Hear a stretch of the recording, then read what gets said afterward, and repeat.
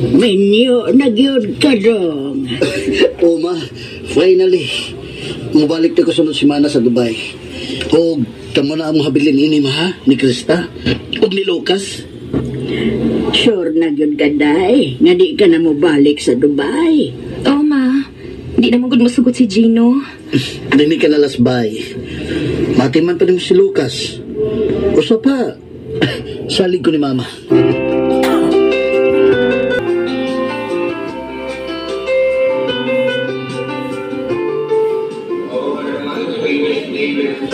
Apeng ha, tawag-tawag ka always, okay?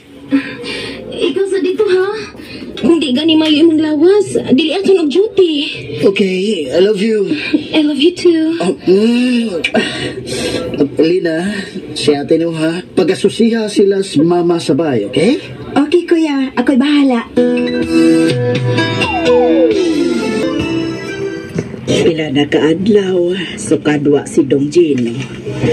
Musta man ang feeling ni mo, day Krista? Kay ako, naanad naman ko. Kay pila naman ka sigig balik-balik si Dodong sa gawas, katong dili pa ka mo. As usual, ma. Gimingaw sad ko. Wasad kami nga wa sa imong ex, day. Labi na, naabaya mo'y anak. Wa, ma, uy. Una na ko gisabot si Gino. Katong dito pa mi sa Dubai. Cleared na ang akong kasing-kasing. Human ako. Di ilalim iyang gibuhat na ko, ma. While na ako sa gawas nga naning kamot. Siyempre, lahi baya na. Dugay sad mong nag-ipon niya. Sa cellphone lang mo nagbuwag. Nihangyo gani ito, ma. Nga huwaman una si Dong Lucas. Nga nagpatabang pagyod sa kumanghod.